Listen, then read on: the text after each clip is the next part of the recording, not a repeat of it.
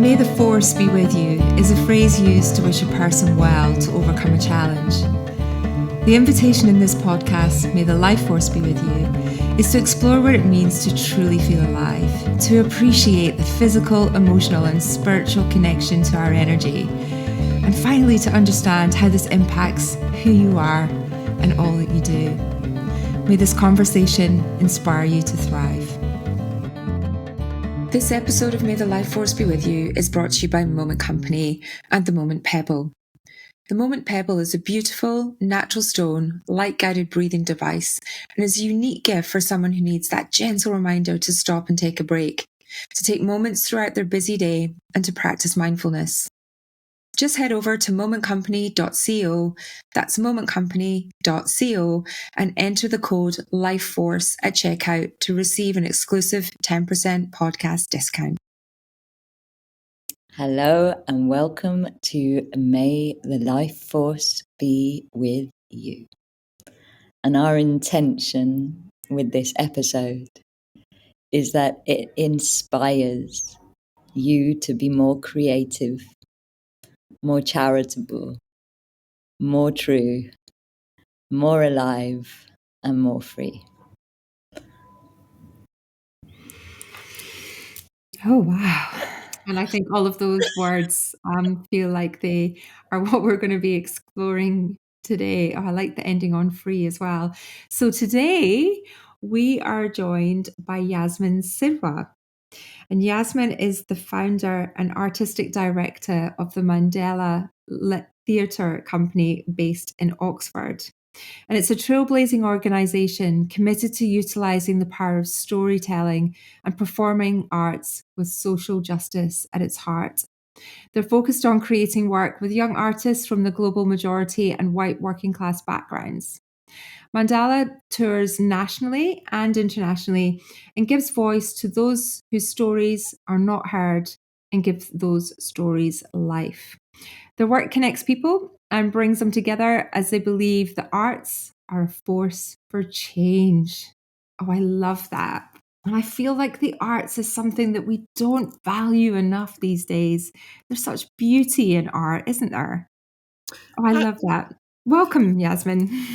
Absolutely. Thank you so much for having me on this amazing podcast that I have listened to many episodes, and I think it's got such a important focus and message, and everybody's so different, which makes it really, really, each episode, there's a few, and I was trying to listen to one late last night, and then I went, no, I'm not giving it justice. I'm going to listen to it in the morning and finish it. So, Our favorite person. I'm really happy to be on here. And obviously, the arts. I mean, people sometimes talk about the arts as something fluffy or nice to have. But actually, for me, art and creativity is what our soul is able to express. It is so connected to everything that we are, and it's not a nice to have, it's essential. It's why have there been stories since the beginning of time? Because we need to express ourselves and we need to express with each other in community. And for me, I suppose that's why I love the performing arts, because it's the relationship between the audience and the actors that creates an energy that is about life force. It is an exchange as well as a connection, and we feel. And I mean, that's what we're here to do, to feel. And good theatre, good dance, good art really makes us feel and helps us to step into other people's shoes. And we need to do that because we are all coming from different perspectives, and the closest we can come to sort of stand in somebody else's shoes is to experience a story that really makes us connect to somebody else and to see things from another perspective. So, the arts are essential to our souls. And Oh, you know, you need to be on billboards all around the country. You need to be standing up in the House of Commons. You need to be on every soapbox. I just love that. I couldn't agree more with everything that you said. And the bit that struck me was it makes us Yeah, feel something. There's something alive in that exchange, that story, that energy that someone's giving you in that storytelling through, as you say, it can be through visual art, it can be through theatre. There's so many different ways it can make you feel something happy, sad, engaged, excited. Oh, I'm getting energized just having this conversation. This is art too. This is a form yes, of it art, right? is. it It's is. communication. It is. I'd like to know what your definition of art is. Hmm. Well, to me, for me, and why I've been in theatre my entire life, I mean, I was an actor for many years. I think it was always about expressing myself, who I am, or who I'm not allowed to be, because I think a lot of Mm. why I went into the arts and then why I have created Mandala is about belonging and identity and connection. But art to me is literally a visual or physical or expressive way of sharing a story. And a visual piece of paper with a picture on it is expressing a story. So when people say there's, oh, some theatre isn't political, everything All also theatre is is political. political. Absolutely. All Absolutely. theatre is political. I think of my history teacher at school saying that if you wanted to know the truth of a time, if you actually wanted to know the truth of a period of time, you need to look at the comedy, because the Yeah. comedy is the thing that will the comedy is the thing that will tell you the truth of what people were actually thinking and feeling about something that was going on at the time. And quite often I think we associate comedy as not being serious, An escape from it. and yet it's the thing that's telling the truth. It's the thing that's brave enough to say what is actually happening. Mm.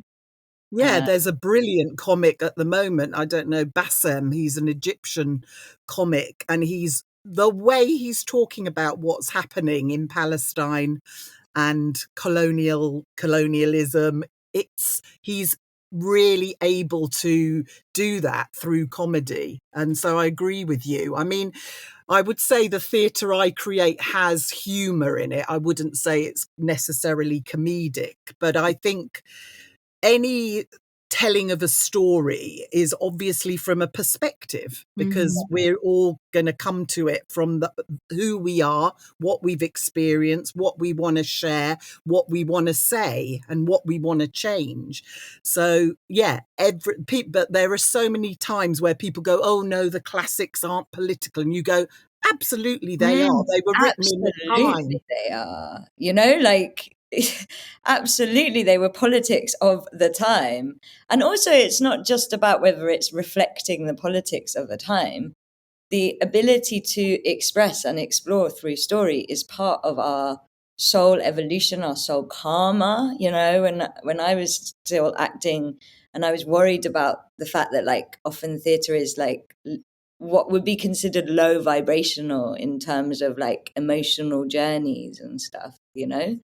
And I actually was channeling by that time, and I asked my guides, and I was like, is it okay to be doing like these explorations into the anger and stuff like that happens? Like, are you adding to the problem?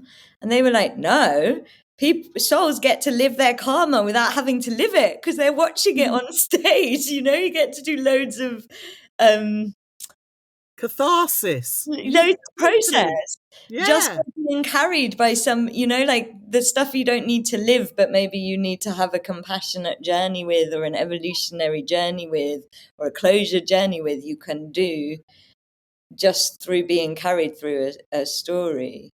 Totally. And and I also think it's an intention, because that's where you separate for me, creativity and theatre that is not about the ego, because the ego has to be a little bit part of it to be able to get up on stage and do things. But if that's your sole reason to do theatre or to do anything, you're not going to be doing it to your soul value or soul level. It's only, for me, because stories and have come down always through any time in history. We've listened to and told stories, and theatre is one way of doing that. It's dangerous if ever there's a political situation where you're not allowed to tell the stories anymore. You're in political trouble. Like the most politically dangerous times are the most suppressive of the arts. Totally. That's That's true. because of the power of the arts. I don't particularly agree with a lot of what Churchill stood for, but I do agree with the statement that he made when they were talking about cutting the funding for the arts to pay for the war. And he just said, well, what are we fighting for then? Which is so true. I mean, yeah, it totally is that. It is about censorship, because if you're talking about what is happening at a time where we're being silenced, then that is dangerous. And then when you do it through different art forms, people are feeling it. They're not just reading about it or hearing it as propaganda. They're feeling it, and then they're connecting. So it's really, I mean, well, again, the artistic director of the Freedom Theatre in Jenin was killed because he was talking about things in a time and a place where you're not allowed to express yourself. So, there's been many times where, and even now, the artistic director and the producer of the same theatre company, and they took over from the one who was killed, are now in prison. So, it's not something that is fluffy and not meaningful. It has a power, and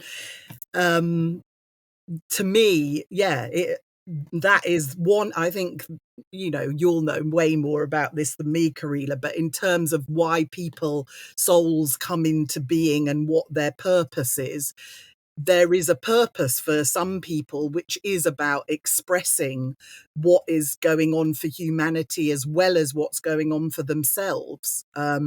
And I feel like it's always been my soul's purpose, and I've become more and more aligned with why and how and what stories I tell. And as an actor, I loved it for a long time, but I felt like I was a beautiful part of a painting and I wanted to paint the whole picture. So I was a bit greedy, really. I was like, no, I'm done with being told which bit of the picture I can be. I don't want to do that. I want to have the ability to go, I want that colour there and this, but only if you show me which colour it should be, because it's a two-way flow. So So how do you decide what Mandala stands for? How do you decide what comes through your theatre? What's that Well, that's a process? really good question, because, I've never been somebody that's planned my career. It's really been organic. So, right, I'll answer that question, but it's a bit of a journey. So I suppose the first company I applied for was working theatre in education, and it was about using theatre with young people, and I was an actor. And it was the first job I applied for, and I loved it, and I stayed, and I learned a lot. And there I learned about theatre of the oppressed, and then I happened to I felt like I really wanted to explore the Asian part of myself, because obviously I grew up in quite a white environment, but I'm mixed race Asian, but really Persian and Mesopotamian, but then it was Asian. And I joined a theatre company. I heard about this theatre company, got in and worked with them for 4 years, and really interesting, loved it. I couldn't speak any one of the Indian languages fluently at all, so what it did for me was make me go, God, I'm not Asian enough to be Asian, and I'm not white enough to be white. And that made me write my first one-woman show called Chameleon, which was exactly that, about moving into different spaces and having to be something sometimes that you're not, and sometimes being what you are. But when I was co-ran Pegasus Theatre in Oxford for many years, working with my partner. But it came to a time where I really that company was very integrated. We try and bring in people from all different walks of life. But I really wanted a professional theatre company where there was a pathway for young people from the global majority, from black and brown backgrounds and white working class, because they don't get the chance to tell their stories, where we told those stories. And the name of Mandala, it's so interesting because I've also been on this spiritual journey for a long time, but it's been a bit of a stop-start. So my daughter's called Akasha, from the Akashic Book of Records, which I read about years ago.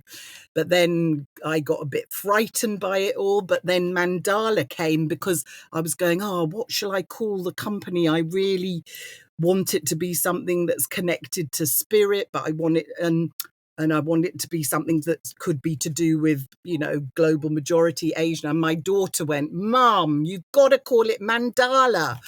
And I was like, and Mandala means cosmic harmony. And that is what the company is really about. It's not just harmony in the human realm, it's cosmic harmony. We need harmony everywhere. And I suppose at the beginning, the stories that I felt were important was 3 years was about place, identity and belonging. And that was really important. It was important for the young people and the young artists I was working with. It was important for me. So the first piece we did was called Nightlife and Nightlight. And it was about unaccompanied young people seeking asylum who come here but from the age about 11, but at 18 often they are sent back to their places of birth where they have nothing and no one, but because 18 is the cutoff point for the state to have to look after them. So it was, a really powerful story to Can tell. I ask, are young people are making this theatre then? Young people, I mean, that was a professional show, and I did commission a writer who was Asian, but the actors are normally between 18 and 28. So they're young actors coming in, and they're not, in the young company, I might get them to devise and create, but in the professional company, they weren't asylum seekers, but they were refugees, some of them. So they knew what that was about. So it's really giving voice to their experience of, or it's taking them close into the expression of their experience. Yeah, because even if they're not first generation refugees, their parents are. So that whole sense of not belonging or not feeling like you have a place to be is really important. And then the next piece we did was called Castaways, and it was looking at right-wing fanaticism and contrasting that with Islamophobia. So it was set in Luton. And yeah, again, that was the whole thing of, at the time, I don't know if you remember, but there was a period, it is rife now, but in when was it? 2017, 18, Islamophobia was so on the increase, and it felt like it was, people were not looking at it, and they were talking about extremism and in the sense of, you know, Islam and people being terrorists, but not looking at far right extremism. And obviously, because at that time I was doing something in Luton. Luton's such a, it had Tommy Robinson from who, you know, right Right wing, wing. Yeah. it grew up there, and then obviously many Muslims live there, so it's such an interesting place. And I remember being in, there was a chicken shop, and it was run by somebody who was from the far right, but the Asian young people would go, yeah, we go to the chicken shop, we know what they're about, but we're going there. It such a, and we do lots of workshops as well to create, when I work with writers, to get the young people's views, to get them to workshop the themes. And we did an amazing workshop with some young Muslim women. Probably they were age 15 to 18, maybe 19, and depending on where they lived in Luton, some of them had only ever talked to other Asian people, not having met anybody, you know. And I was going, well, what do you feel about that? And they're going, I don't know if I'll know what to say. And I said, well, why don't you just talk to them as if they're somebody like you?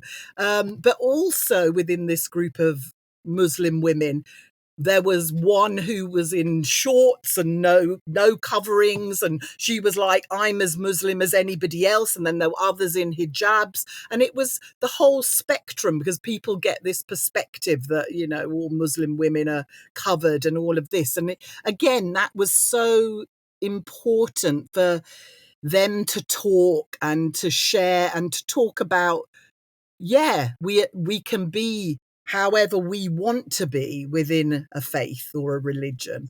So, yeah, I mean, coming back to your story of what now, I think, I feel I was always guided spiritually, always.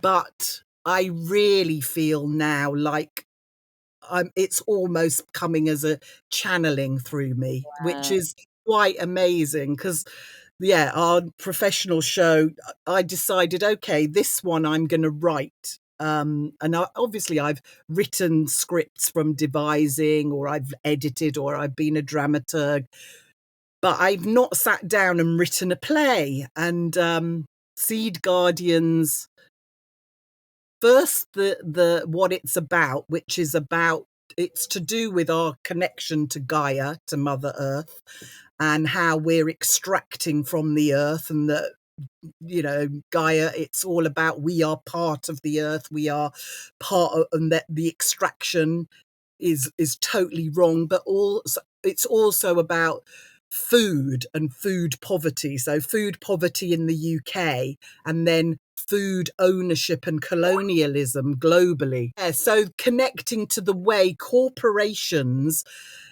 are, in a way, the new colonialism is trying to own the means of food production. So you stop farmers and you stop women collecting the seeds that they've always collected and know how to grow and know how to swap what plants need to be planted when, because they're trying to sell them GM seeds and then fine them if they save and are guardians of their own seeds. And so all of this, it's come because we need to be talking about, I suppose, the 1%. They're the We do need corporation. to be talking about the 1%. I feel very proud that on this podcast we have brought up the 1% more than once. I think the 1% is something that, you know, there's a lot of issues that get talked about, but we don't talk about the source of them. And the source of them is always the 1%. Totally. You know, Totally. and when we talk about the details of the issues without referring to the 1%, we're not actually looking the problem straight on. You know, we're not actually addressing the source of all of these problems. I think it's absolutely amazing that you are bringing such voice to what I would call uncomfortable subjects, like white privilege theatre is, it can be very, very political, but it doesn't often give voice to things like young people who are refugees, or there being a food shortage in Britain. And it certainly doesn't do it through the voices of the people that are living it. And I think it isn't very inclusive, a lot of theatre, actually. It tends to be, it's very expensive to be an actor, and you tend to have a certain amount of privilege to make that profession possible, not for everybody. But there's lots of factors that mean it is quite a white privileged industry, actually. And I think it is absolutely amazing that you are essentially giving the industry back to the people. Well, the business of theatre is horrible, but the world of theatre and story is wonderful. And so, yeah, we never, I don't charge when we have the young company, I don't charge them anything to be part of the young company. There are young people who are from Blackbird Leys, which is the local estate in Oxford, who, well, they've stayed with me and they are family. They are soul family now. Some of them have been with me since they were, well, for 7 years. Like, I went to a school, and local state school, and was asked to judge a drama competition. And I saw, and in fact, that piece was about refugees. And there were these 2 black actors, young men. And I thought, wow, they're really good. I'm going to talk to them. And I went up and I was like, we've got a theatre company. Are you interested? Do you want to get involved? And I think if I hadn't gone up and talked, they would never have joined. And now they've been in the young company for a number of years and had a training through that. And now this last year, there's 3 who are out of 4 in the professional company who have all come through the young company. They've all auditioned, And now and they're they wouldn't have got professional. it. And they're paid, and now they're paid, and now they taught, and they've always been taken. One of the things we want to do is take them internationally to have global connection, and it's about connection. And these young people probably wouldn't have had the chance to travel. And I think what it's done, I mean, I know some of their personal stories, and a lot of they are living in poverty, or they have been through much trauma, which I know we all have in different ways. But what I really feel, it is about, making theatre something that is important and it is possible for people who would not have that chance. None of those 3 have gone to drama school. 2, because their parents were absolutely, you must go and do a proper degree like mechanical engineering, or they've come from state school and done that. And another who just goes, well, I couldn't afford drama school and I don't want to do it. And it's so important that people realize that theatre is for all of them, but the business doesn't make it that That's possible. what I was going to ask, Yasmin, because we've been talking about the on the stage, the behind the scenes, but actually, the audience are equal in that exchange of energy and that exchange of connection. How do we get more people into the theatres to watch and to engage with the beautiful art that you're creating? Because it, like you said, it can feel like quite an exclusive group, and particularly for young people, they're connecting more online, they're connecting less in person. What can we do to help encourage young people to get into theatres and feel something for themselves? Well, the biggest problem and the biggest thing we've got to do is get it back into schools, because it's that is really making young people not even realise theatre's for them. So one of the things Mandala always does is go and do some schools touring. We're all, as part of our theatre tour, we always go into the schools.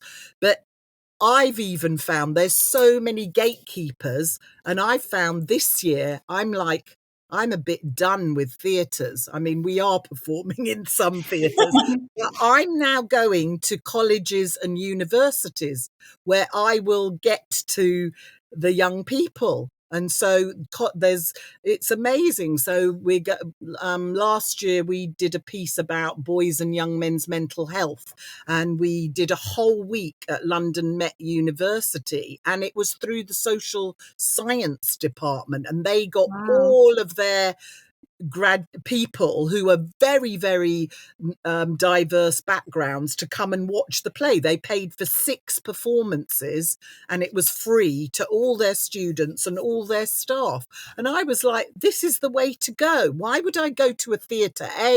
Half the time they don't do any marketing, and it's going to be, not that many people, and it's going to be mainly white. So I'm own now, and so we're going to Salford University with Up in Feed Manchester. Guardians, and again it's social sciences. We're going to Westminster College, which we ran workshops with them. 99% Black and Asian young people. Wow. But we'll go to the Cockpit Theatre because that college owns the Cockpit Theatre. So I'm starting to go, ugh, don't like theatres. I've My worked theatre company's no longer going to be in theatres. I love it. because what is the point if you and also when we do tour to the theatres, we make sure that the prices are not above, well, ideally between 10 and 14 pounds, not I mean, 60 I I pounds. think it's the cost, like the cost of theatre puts me going to the theatre, and I am fairly okay income wise, but it's just so expensive to go into the West End or to go, like it's too much. It's way too much, It's I too much. agree. And then the artists aren't paid anywhere near enough, so Where does it all the money go? well, it goes to the people that own or run or manage the theatres, and it's wrong. It's like all the systems, but the systems can't stop us or shouldn't stop us from sharing something that is really important. But my next dream, I think I want to do some film directing because I want to have a platform where I know it's just as hard to get into film festivals, but you'll get a wider audience, as well as doing an international, what I'm calling a heart lab, with a spiritual, Karila knows about this, spiritual theatre wellness training, which is about young people being the leaders of using story and theatre that is about communicating from the heart and the soul, and having guidance in that and creating. So there will be live theatre, but I think I am coming to the point where as I said, theatres there's such gatekeepers. Trying to tour small scale theatre is really hard. I've done it for 9 years. We got Arts Council core funding, which is great, but yeah, it's the business, but that Business. isn't the art form. That's not the art. That's May, not. may I bring it back to the young people and just ask, do you see a change in their life force energy? Because I imagine that, these young people are from backgrounds that have cost them quite a lot of life force energy at quite a young age, not all of them, but I imagine that some of them come from, anybody that's experienced being a refugee young, for example, Mm, I think at any age, like those kind of living trauma at that level, I imagine costs you a lot of life force energy. And I'm just totally. wondering, does the theatre bring the force back for them? Does it bring their youth back to them? Is there a rejuvenation Mm. that happens because of all of the elements, because of the community and the creativity and the being able to have a voice Expression. when they're suppressed in Totally. other ways. Totally. They've said it. I think I mean, I don't want to give their backstories away, but yeah, they say to me, this has given me a life and a reason to be and a hope. You know, it's not all sort of family trauma, but it also is that if you come from a refugee background, where you're coming to the UK in order to sort of supposedly better yourself and get more wealthy, then their families do not see the arts as the way to be. And yet their sole purpose, they want to be artists. And, you know, I get one of them's 26. I'm like 28. I'm like, you are allowed to be yourself. You are allowed to be who you want to be. But I think while they're still living at home, that's difficult. And also, if the family has given up a lot in order, you know, like I can't imagine the level of pressure that would put you under if family have left, you know, if they have emigrated, or, you know, I know some people have to move abroad, but you get other people that move for a better life, but they give up an awful lot in order to give that better life. I'm not sure it is a better life, but that's another conversation. No, and it's really tough. I mean, like, that amount of pressure, like, that must be on these young people, it must be just incredibly tough, you know? I think it is, but I think over time, as they do it more, they realize what is life without happiness and joy, and they do get that. They Yeah, they're so wise. God, we like sometimes, because we always do Q&As after the shows, and I get them all to talk. And there's one who naturally is very shy and quiet. But I say, you can talk, because when you talk, I just want to listen. You're so wise. You're so wise and deep. And when you see them and hear them and how they totally understand why they're doing what they're doing, what they feel about it, why other people should see it, why young people should see it, what the connection is, how it is about that they don't call it life force energy, but how they call it. It is like they'll talk about it is their soul. That's what they are here to do and be. But it's so I feel like everybody has the ability to be an artist, but it's not everybody's purpose. So we all need creativity in our life, because creativity is a life force energy. But not everybody's purpose is to be, as their path is to maybe earn money or lead that or do that. But these young people, where they come into it and they stay and they want to do more, and they also are talking about making their own films and writing things already, because they know it's what they need to be doing. That, I mean, I think one of them, who's she's not a refugee, but she's been a carer in her home and had a lot of difficult things going on.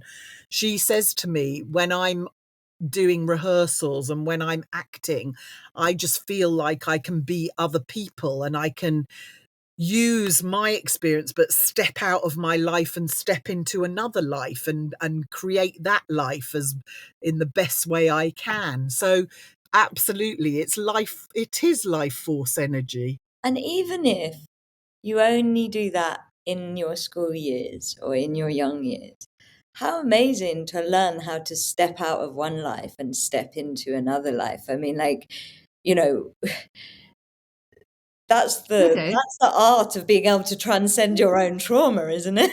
Like, Well, you did, Karina, right? You did as I was in the Angus Children's Theatre for 10 years. I used to do it as well, and a little bit of improvisation. And I can't sing a note, but I would still get up on the stage and do everything. And it was great. It was part of my childhood was being part of a theatre group. And then once a year, you'd get to go on stage and you'd get to go to the big theatre and the dressing room. I can still smell it now. And there's something really exciting. And I think you're right. I hadn't thought about it, but there's maybe some life skills, and maybe the fact we're even doing this podcast now is born out of the fact that we did that as children, and it gave us some confidence in ourselves, but also some play. There's a lot of Totally. playfulness in this. Let's not forget, it doesn't always have to be big, serious, heavy topics. There's an escapism as well that's really important, and we can feel through play of art too. And I think it's just important to acknowledge that, as well as obviously the political side and the addressing of unheard voices. It's important that they all aren't seen as being coming from a darker place or a suppressed place. I hope a lot of the stories also bring joy to their stories Well, as they well. all have hope in them. They're all Yeah. about, but also the rehearsal room is a place of play. I Yes. love doing games. I love doing competitive. We play volleyball in the rehearsal room, and we get around us, and we get so competitive in a fun, exercisey. It's play, and that's why I think I stay young, because I spend a lot of my time playing, and Yeah. play is your life force energy as well. And yeah, even though the topics that I've talked about may be deep, and they are always full of fun as well. The plays have fun and joy and hope, as well as darkness and deepness. Because you've got. Can I ask a random question? And I've been wondering whether to ask this the whole way through, so we can always cut it later. Is there a story that you wouldn't tell? Have you ever oh, said good no to a story? question. Oh, that's a really interesting question. Well, it would have to align with how I look at the world. So I couldn't tell a story about colonialism, or about, that isn't about what the West has done to the rest of the world. I mean, I can't sugarcoat it and pretend.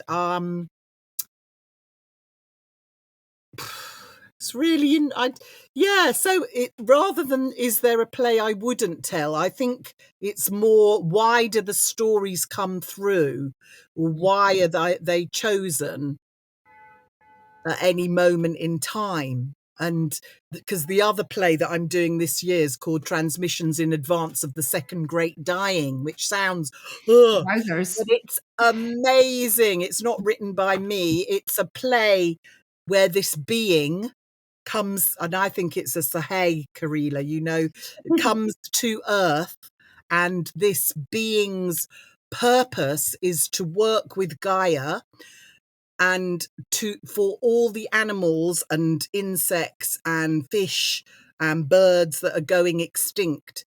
Their purpose is to come and say goodbye, and to thank Oh, them for their purpose, and to acknowledge all that they've done, and all that they have been there to do. And this being falls in love with a human who he thinks, oh, humans, why doesn't Gaia just kill you all? It'd be so much easier than what she wants, which is the harder way, which is humans can come round, and they can find a way of working and realizing that they're part of the earth. And and then he starts to go, maybe humans can do this, that they can evolve. And it's a wonderful piece about our relationship to sentient beings, our relationship to Gaia, as well as poverty and equality and privilege, and it's funny. Yeah, so I can't quite answer your question about what wouldn't I do a story about. If any story can be could be done if it's able to communicate what we want to communicate. So yeah, I don't There's nothing in your heart that you've they come through, or they come to my attention. the right ones find you. Yeah, It's it's really interesting that. because to me, art, writing, theatre is all forms of channeling. Like, I don't really see it that different. It's like Mm. you open up the channel and you let it come through, and that is just a form of channeling to me, you know? Like, it's something that the universe wants to express through the person or the people that are open to that expression.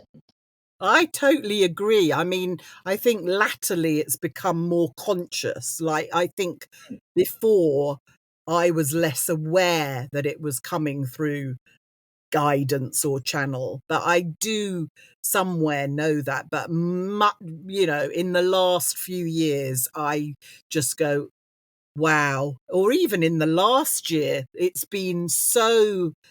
Yeah, when I wrote I wrote the play in 2 weeks. Like, Wow. I You wrote wrote the 1 week. play in 2 weeks. I need to make it, some of the writing, a bit better. I haven't yet a few drafts, but literally, yeah. And I did talk to guides and go, help me just to write this and not to think about, oh, will somebody like it, or won't they like it, or will it work or won't it work?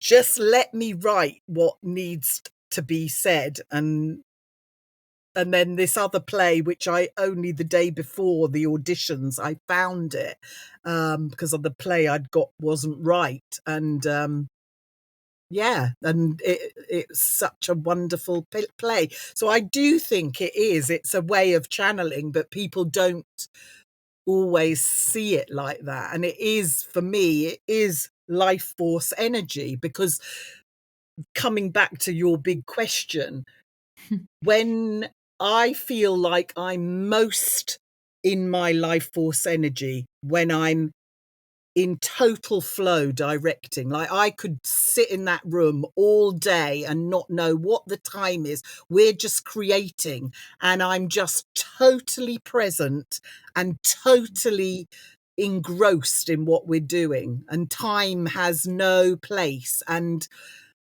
yeah, it's because my life force energy is just flowing, and I'm not consciously doing anything. I'm in flow, and that's how I see. And Yeah, that's true privilege. Like, we speak about privilege from many different angles, but like, true privilege is being in that state, you know? Like, what a privilege to be that conduit for what is flowing through you, you know? It's just, that's true privilege. and it's And that's also, available to everyone, you know? Like, that's available to everyone if they can just get in position and open up.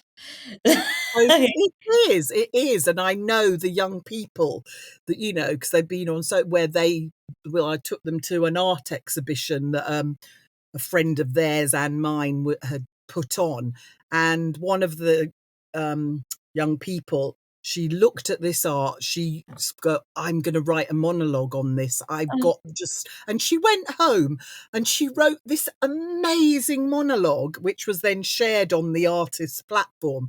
And it was just, I was like, wow, you just went home and you wrote it and you filmed it and you've sent it and it's out there. And that was her in flow, in total flow and total life force energy. And it's also life force energy, I think, when a theatre play is being watched and the audience are really connected to the feelings. They really are. They're not consciously going, oh, I'm watching a play, oh, this story's about this. They're just so engrossed in the feeling of the character. That is a connection of life force energy for audience and actor. And that's what with the actors, I just say, I don't know why people think acting's so complicated. If you can just be the character, be in each moment of what that character is feeling. You are just being, and you're present, and there's no complications about this technique or that technique, or obviously to get to that place, the more you do, the more you maybe get it, but that's flow, that's life force energy. And the only downside of not the job is that I have to spend so much time raising the money or doing the admin, a week or 3 weeks in the rehearsal room getting life force energy. Well, tell me, Yasmin, how can everyone listening support what you do? Where can people find you? How can they support? Well, How do we yeah, get more people involved? Spread the word. Use our there's platform. a few things. So at the moment, we're running a big international youth theatre festival in Oxford in July. And we are trying to raise £12,000 to bring a group from Ramallah, Palestine, from Ashtar Theatre. We need to raise the money to pay for their travel and their visas. And we've got a crowdfunder.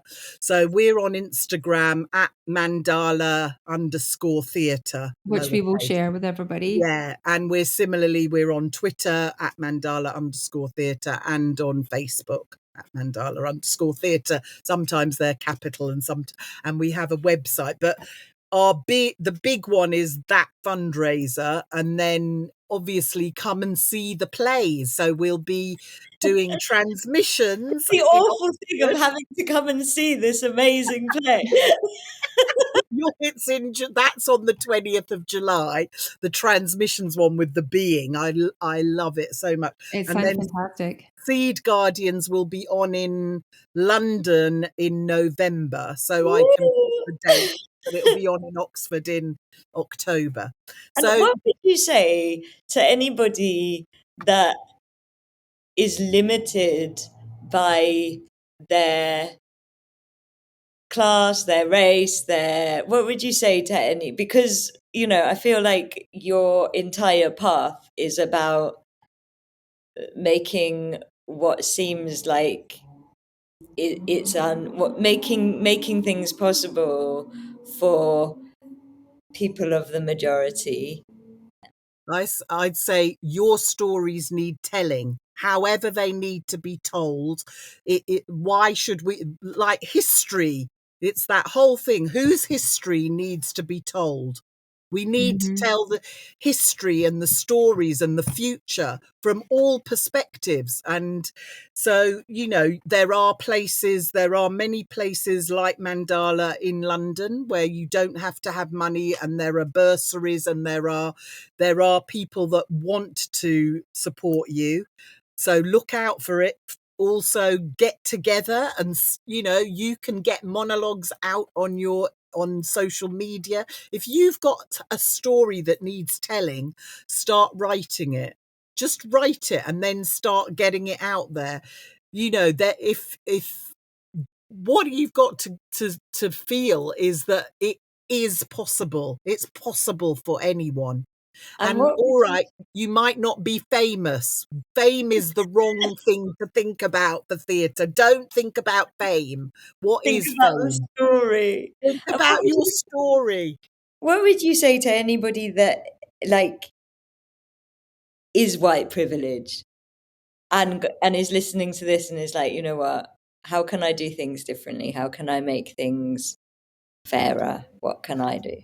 Yeah, because obviously nobody's sort of blaming people for being born who they are. I think it's probably a longer subject than we have time for, but I think that part of the problem is that nobody likes to be given the label of the bad guys, and ancestrally, the people that are from white privilege have got that label as well. And it's a problem because it causes disengagement. It causes turning a blind eye. It causes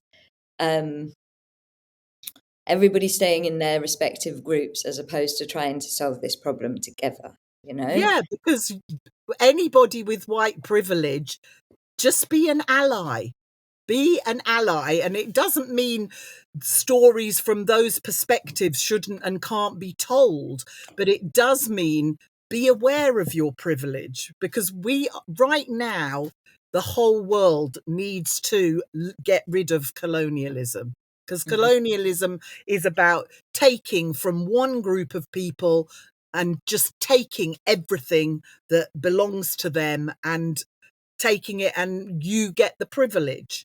So nobody needs to exist in that way. But as a white person with privilege, look at what's happening on the university campuses in America.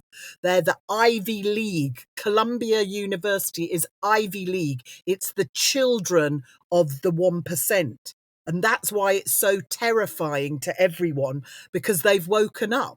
Many of them have woken up, and they are saying Gaza is just and Palestine is just an example of the next lot of colonialism. So be an ally. Tell those stories, bring in other people, work with, and so that you can tell the story, because, we always need white characters in our plays as well. We need the oppressor. No.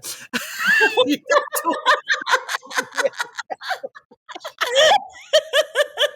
no, you don't always, but you can.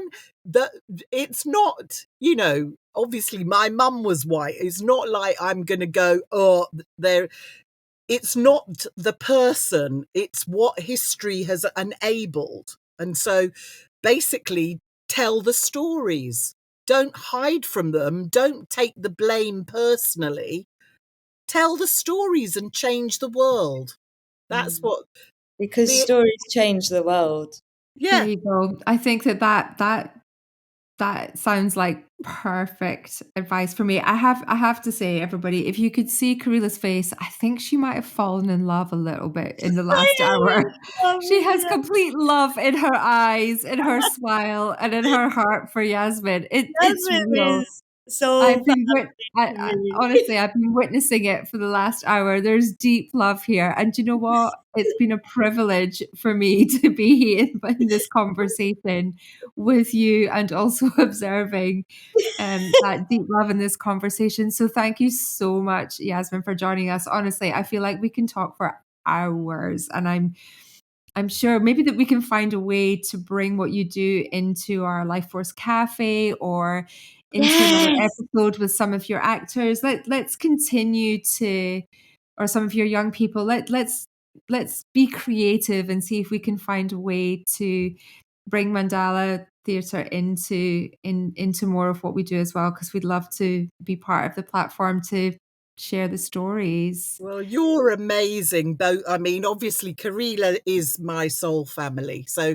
the love is mutual. And to be on here to just share that, but also, Fiona, it's for you to honour it. And Thank you. I know you're going to ask me about who would I Who's coming on suggest, and next? it's only because I had originally thought this wonderful poet that I work with, Jenny, who is, she's in her she's in her 80s, but she's amazing. But actually, if you could cope, I would go, could 3 of the young people that have Yes, come please, on, can we have them? I don't know if they would answer, but I'm sure they would, but because I would ask them What if beforehand, you came what on life with course. them? They would be brilliant, because then I could go, yeah, this is What me if in you mum came on mode. with them and we had because we've wanted young voices on this. We wanted to hear from young people. What if you and some of your young people came onto the show together and we see what happens? But the thing is, there's no right or wrong answer in this discussion, and it's whatever it comes up for the individual in whatever way, resonates with them. So yeah, we'd be super happy to have different voices and a group. That would be great. We've had our first couple, so let's just keep gangbang building. it. I think it would be really good, and I would be quieter because I can talk for England, but I would be much more there to give their voices, so that they feel that ready to talk or ask with you the questions.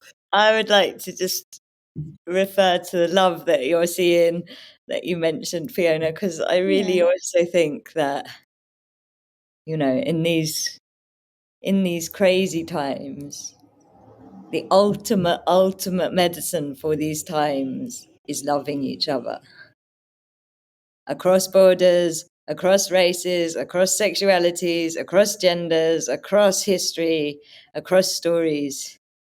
And anything that helps anyone to love anyone else is a good thing right now, especially if it has the mandala effect, especially if it creates cosmic connection. Well, you've brought a tear to my eye, and that is the perfect way to close. Thank you so much, Yasmin. Thank Lots of love, you. Karila, to both of you. Thank you so much. May the life force be with you all. Well, Karila, wasn't that a beautiful conversation?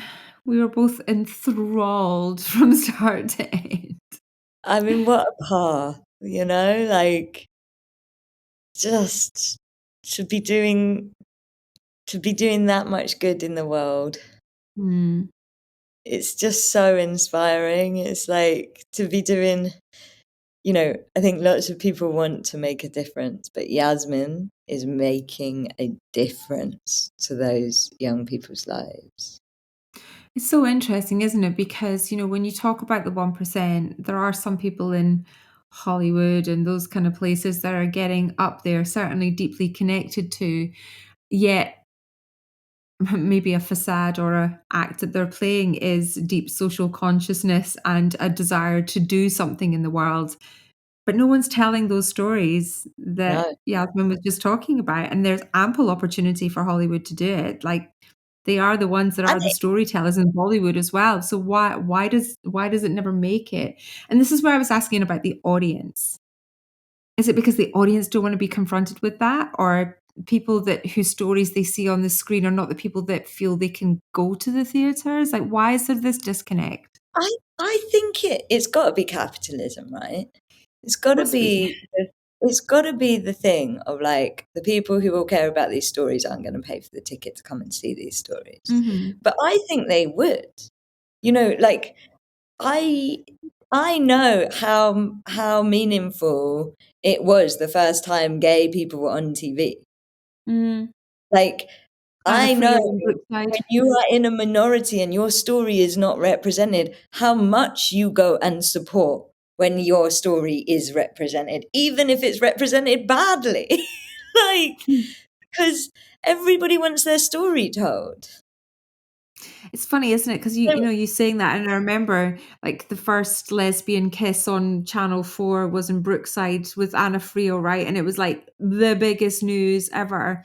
And perhaps people forget today how many of like things that we take for granted that we see and consider mainstream now was just not discussed. And so many people had to live lies and a feeling of shame or not being able to approach their family about conversations. And then all of a sudden it becomes, this is why soap operas are actually quite important, right? Because they are Mm. supposed to reflect life. And all of a sudden it's on mainstream TV channels and people are talking about it and people have an opinion, and then all of a sudden it happens again and nobody blows up and the world doesn't stop, and then it just becomes normal nature and part of the storylines because they're more reflective of what people are seeing in their own families, their own friends, and in the places that they live and work and play. And we maybe take for granted how significant those moments are and why those stories are so important. And they are so important to the people whose story it actually is. Because Yeah. when you don't feel represented, you don't feel you don't feel fully like you belong in, you don't feel part of the society if you're not represented. And you don't feel celebrated because stories also celebrate. You know, they tell the challenge, but they also celebrate, you know? And I think it's actually the celebration that is what theatre does best in many ways, you know? It gets you to feel, like Yasmin said. it gets you to feel. It gets you to feel all the emotions. And you know, it also gets you to engage. You know, there are. I will never forget when I watched My Name Is Rachel Corey at the Royal at one of the theatres in London, and like that got me properly politically active into Palestine because it made me feel. You know, it made me feel what was about something going on that was going on in the world, that is still going on in the world. And before that, it was just a piece of news. Mm-hmm. You know, it gives humanity, it gives feeling, it gives the feeling is the power in the story, isn't it? Well, it's interesting. I'm not sure how deep I want to go on this right now, but It's quite late. it's quite late. But you know, this is where I think we've gone a little bit wrong. Is that the news is trying to make us feel something when the news should be fact, Yeah. of which we can choose how we feel. It should not be storytelling around a particular narrative. Mm-hmm. Nor do I feel like our art should not have a heart and an opinion and be based on facts and things that are happening in the world. And I think there's kind of like a crossover separation of those two things where news should be news and art should be expressive. And I Yeah. feel like there's a little bit of the two are pushing and pulling against each other right now. Yeah. I mean, I agree with you.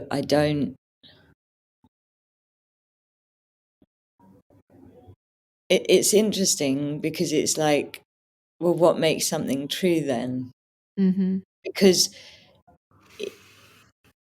if it's just fact and there's no feeling, is it as true as something, as a story that you can feel? Well, I can only go by Kate Adie, who, for anybody that's under the age of 40 and it's not from the UK, she was a very, and still is alive, she's a fabulous BBC war correspondent from the 80s. And I had the privilege of hearing her talk a few years ago. And someone said to her, "But how did you feel in all those war torn places?" And she was 83 at the time, and she just turned around and went, "Who the fuck cares about what I feel? My job was to say what I saw." And so she said her view was that there was too many opinions put into what people were seeing. And so they weren't telling the stories. She said, "Don't ask me what I felt. I was interviewing somebody that was their life. Like I'm there to find the stories of the people who are living it. Who gives a fuck what I think?"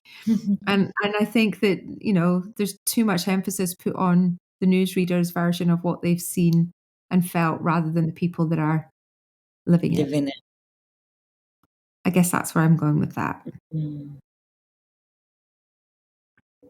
I feel this is another conversation we I have brewing do us. think So let's take a I do pause. think Yasmin and her Mandala Theatre has Let's started a end on whole the joy. new branch of May the Life Force be with you. Let's bring it back to that joyful moment of love that we all shared. And let's pause this thought for a moment, because it's late for me and very late for you. So until next time, pause this thought to be continued.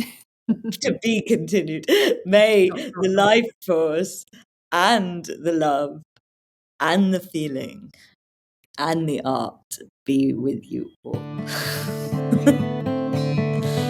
We hope this conversation has topped up your life force energy. If it has, then please help us spread the life force. Like, share, subscribe, all of that. And may the life force be with all of